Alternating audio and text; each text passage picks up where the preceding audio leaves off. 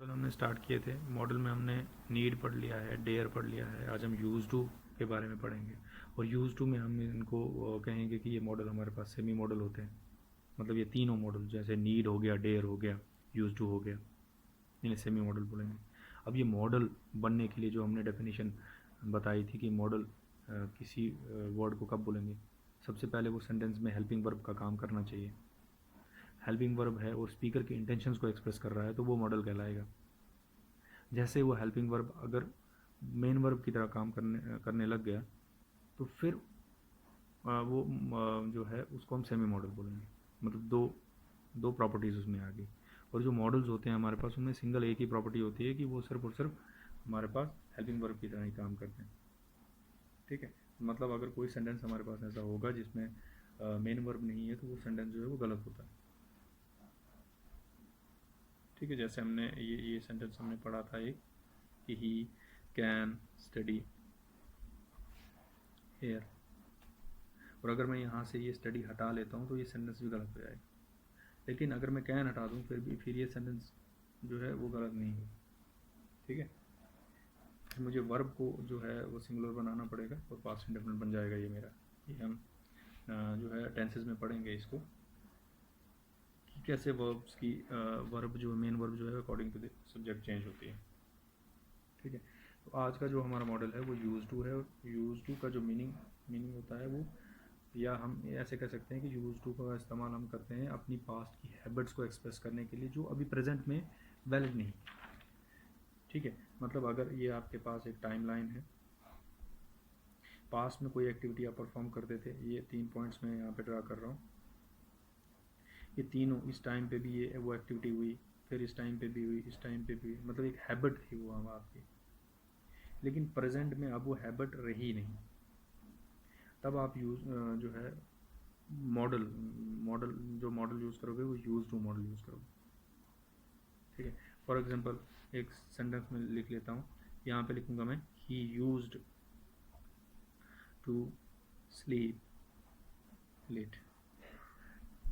अब ये सेंटेंस देख के हमें पता चलना चाहिए कि ये जो एक्टिविटी है ये पास्ट में होती थी, प्रेजेंट में वैलिड नहीं है। ठीक है, लेकिन यहाँ पे जो है वो बच्चे कंफ्यूज भी होते हैं कि वो इस सेंटेंस को भी ट्रू मानने लगते हैं। जैसे he used to sleeping late, ये है तो थोड़ा एडवांस का कॉन्सेप्ट है, मैं बता देता हूँ अभी कि ये स्लीपिंग यहाँ पे ठीक क्यों नहीं है। देखिए, हमने अभी मैंने ऊपर जो डेफिनेशन बोली, मैंने बोला कि जो यूज़ टू है ये पूरा फ्रेज, एक मिनट, ये जो यूज़ टू है ये पूरा फ्रेज पूरा ये हमारे पास मॉडल है। या हम और इसके बारे में बात करें तो स्पेसिफिक हो जाए तो ये आ गया, ये सेमी मॉडल है। ठीक है, तो अगर ये हमारे पास मॉडल है तो मॉडल की डेफिनेशन हमने ऊपर पढ़ी थी कि इसके बाद हमारे पास बेस फॉर्म होती है। ठीक है, ना कि आईएनजी फॉर्म होती है। तो यहाँ पे देखिए ये मॉडल यहाँ पे हेल्पिंग वर्ब की तरह काम कर रहा है। सो मेन वर्ब स्लीप है। ठीक है, और यहाँ पे ये स्लीपिंग जो है वो नाउन की तरह नाउन है। अगर ये नाउन है तो फिर ये यूज टू जो है ये मॉडल है। अगर ये मॉडल है तो इसमें कोई मेन वर्ब नहीं है तो ये क्या हो गया, गलत हो गया। वही वाला कॉन्सेप्ट जो हमने यहाँ ऊपर, अगर मैं ये इस तरह से लिख दूँ ही कैन हेयर, तो ये सेंटेंस अब क्या है, मीनिंगलेस है क्योंकि इसमें वर्ब भी नहीं है। यहाँ पे अगर हम देखेंगे इसमें वही बात आ गई कि यूज टू लिखा हुआ है लेकिन मेन वर्ब नहीं है। अगर मैं इस सेंटेंस को यहाँ पे रखता हूँ, ठीक है, तो उस हिसाब से ये गलत है और ये वाला सेंटेंस आपका सही है।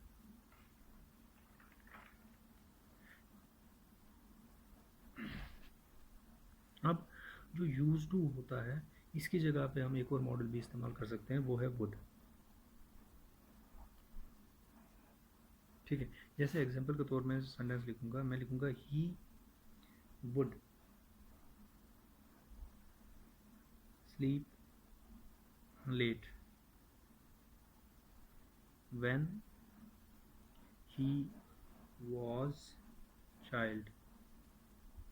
अब यहाँ पे हम देखेंगे ये पास्ट है आपके पास, ठीक है, कंटेक्स्ट गिवन है यहाँ पे, और ये वुड का जो मीनिंग निकल के आ रहा है यहाँ पे हमारे पास क्या है, यूज टू का मीनिंग निकल के आ रहा है। लेकिन ये ऊपर वाला सेंटेंस जो है हमारे पास, जो हमने पहले लिखा, he is used to sleep late, यहाँ पे जो राइटर्स होते हैं वो वुड का इस्तेमाल बहुत कम करते हैं। उसका रीज़न अगर आपको पता करना है तो सबसे पहले हमें वुड की डेफिनेशन पता होनी चाहिए, या डेफिनेशन नहीं कहूँगा मैं, वुड के यूजेस पता होने चाहिए। वुड के भी मल्टीपल यूजेस होते हैं, ठीक है, मल्टीपल यूज होते हैं। जैसे एक यूज जो है वुड का हो गया कि ये पास्ट ऑफ विल है,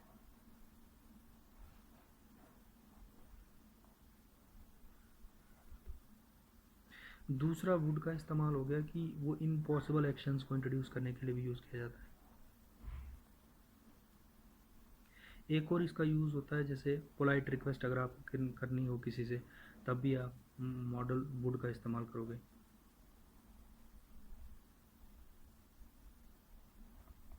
ठीक है, अगर मैं यहाँ पे इस सेंटेंस की जगह पे ये वाला सेंटेंस लिखता हूँ, ही वुड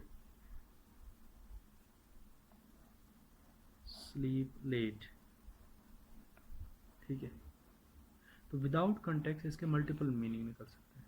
हम इसको ये इम्पॉसिबल एक्शन भी मान सकता हूँ मैं इसको। देखो इम्पॉसिबल एक्शन क्या, देखो इसी को इम्पॉसिबल एक्शन को मैं थोड़ा समझाने की कोशिश करता हूँ। जैसे हम लिखते हैं ना कि if I were A bird, तो उसके बाद लिखते हो आप आई वुड फ्लाई, तो ये फ्लाई वाला एक्शन जो है वो इम्पॉसिबल है, ये कभी हो नहीं सकता, क्योंकि ये जो कंडीशन हमने रखी हुई है, ये जो कंडीशन है ऊपर वाली, ये पॉसिबल नहीं है। अगर ये पॉसिबल नहीं है तो ये एक्शन भी इम्पॉसिबल। तो यहाँ पे मैं इसका इम्पॉसिबल वाला मीनिंग भी मान के ले सकता हूँ, और ये जो विला पास भी ले सकता हूँ, और हमारा जो ये यूज टू वाला मीनिंग है कि पास्ट एफर्ट, वो भी मान सकता हूँ। ठीक है, तो इसीलिए हम क्या करते हैं, जहाँ पे कंटेक्स्ट गिवन नहीं है वहाँ पे हम वुड का इस्तेमाल नहीं करते हैं, यूज टू का इस्तेमाल करते हैं। ठीक है, अब नेक्स्ट जो है हम देखें, एक और सेंटेंस अगर हम लेते हैं, जैसे मैं लिखूँगा he visited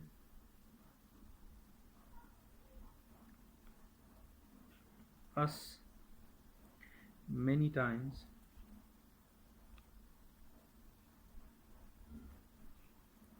when he was young। ठीक है, तो यहाँ पे अगर हम बात करेंगे तो वो मैंने कौन सी वर्ब ली है, V2 ली है, मतलब ये टेंस कौन सा हो गया, ये टेंस हो गया आपका पास्ट इंडेफिनिट। मतलब यहाँ पे भी मैं वही बता रहा हूँ कि पास्ट में कोई एक्टिविटी जो है वो होती थी, लेकिन प्रेजेंट के बारे में इस सेंटेंस से मुझे कुछ पता नहीं चल रहा है कि हो रही है नहीं हो रही। लेकिन यहाँ पे एक कंक्लूजन तो हम ये निकाल ही सकते हैं कि जो V2 है वो भी हमारे पास पास्ट में किसी हैबिट को दर्शाता है। ठीक है, तो तीन चीज़ें हमारे पास हो गई हैं जो पास्ट में हैबिट को एक्सप्रेस करने के लिए यूज़ की जा सकती हैं। वो आपके पास यूज टू हो गया, एक हमारे पास वुड हो गया, और हमारे पास V2 आ गया जिसे हम पास्ट इंडेफिनिट भी बोलेंगे। ठीक है, तो हम यूसेज की अगर हम बात करें तो इन दोनों का यूसेज क्लियर हो गया कि जहाँ पे कंटेक्स्ट गिवन है तो वहाँ पे आप वुड इस्तेमाल कर लो, कंटेक्स्ट गिवन नहीं है तो यूज टू का इस्तेमाल कर लो। ठीक है, अब ये V2 का इस्तेमाल कहाँ करेंगे, V2 का इस्तेमाल करेंगे हम, क्योंकि V2 बाय डेफिनेशन जो होता है ना, वो अगर पास में कोई इवेंट जो है मोर देन वन टाइम हो रहा है तब भी हम V2 का इस्तेमाल करते हैं जब ये टेंसेस में आप पढ़ोगे। और पास्ट में कभी सिंगल इवेंट अगर आपने परफॉर्म हुआ है या आपने परफॉर्म किया है तो उसके लिए भी आप V2 का इस्तेमाल करोगे। ठीक है, तो यहाँ पे तो देखिए यहाँ से तो ये जो कंटेक्स्ट है वो बता रहा है कि इस टाइम फ्रेम में, ठीक है, ये जो टाइम फ्रेम यहाँ पे दिया हुआ है तो इसमें ये एक्टिविटी बहुत बार हुई है। ठीक है, यहाँ पे गिवन है ये मल्टीपल टाइम्स हुई है, लेकिन अगर कंटेक्स्ट गिवन नहीं है तो फिर हम यूज टू का इस्तेमाल भी नहीं करेंगे, ये यूज टू नहीं सॉरी ये V2 का इस्तेमाल भी नहीं करेंगे। V2 का इस्तेमाल हम तब करेंगे जब हमारे पास क्या होगा, पास्ट में किसी सिंगल एक्टिविटी की बात होगी। जैसे अगर एक एग्जांपल ले लेते हैं, वहाँ से शायद आपको क्लियर हो जाए कि मैं लिखूँगा कि वी, अब यहाँ पे वुड या फिर यूज टू गो, या ऑलवेज लिख देता हूँ मैं, always go to the C side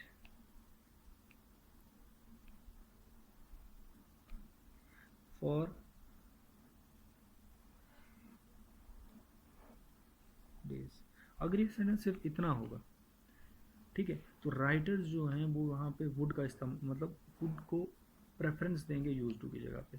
एक तो क्योंकि यहाँ ये जो पूरा सेंटेंस जब हम पढ़ेंगे यहाँ तक तो हमें ये क्लैरिटी आ जाएगी कि पास्ट हैबिट की ही बात हो रही है, मतलब इम्पॉसिबल एक्शंस की बात नहीं हो रही, कोई रिक्वेस्ट की बात नहीं है यहाँ।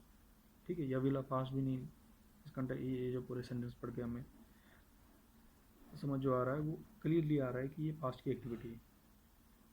और आगे जब मैं सेंटेंस को बढ़ाऊँगा, जैसे मैं लिखता हूँ बट वन हॉलीडे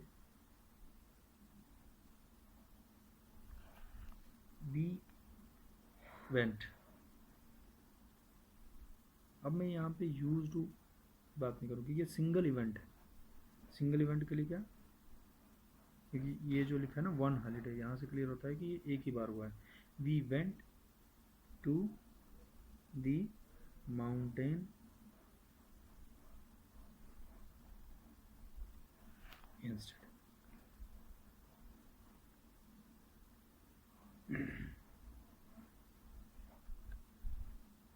ठीक है, तो आप ये समझ लीजिए कि कंटेक्स्ट पे ही डिपेंड करता है वुड, यूज टू या V2। मतलब आपको कंटेक्स्ट को साथ में लेके चलना पड़ेगा। मतलब यहाँ तो आप यहाँ से ये क्लियरली कह सकते हो कि अगर वन टाइम इवेंट है तो V2, अगर आपके पास कंटेक्स्ट क्लियरली बता रहा है कि ये पास्ट की हैबिट्स की बात हो रही है तब वुड प्रेफर करते हैं राइटर्स, लेकिन आप यूज टू इस्तेमाल करोगे तब भी ठीक है। लेकिन अगर कंटेक्स्ट क्लियर नहीं है तो उस टाइम पे आप यूज टू इस्तेमाल करोगे, क्योंकि अगर वुड इस्तेमाल करोगे तो हमने ऊपर ही बताया कि इसके मल्टीपल मीनिंग निकल सकते हैं, इसलिए हम वहाँ पे यूज टू का इस्तेमाल करेंगे। जैसे एक सेंटेंस हम देखते हैं और उससे आप बताने की कोशिश करना कि ये वन टाइम इवेंट हो सकता है या मल्टीपल इवेंट जो है, मतलब मल्टीपल इवेंट है ये। जैसे they bought a new car in 2014। ठीक है ना, तो ये यहाँ से क्लियर हो रहा है ये सेंटेंस से कि ये वन टाइम इवेंट है, मल्टीपल इवेंट नहीं है। They bought a new car in 2014, तो यहाँ से ये किसी हैबिट की बात नहीं हो रही है, सिंगल इवेंट की बात हो रही है यहाँ पे। मतलब ये जो इवेंट हुआ है ये क्या है, वन टाइम इवेंट है।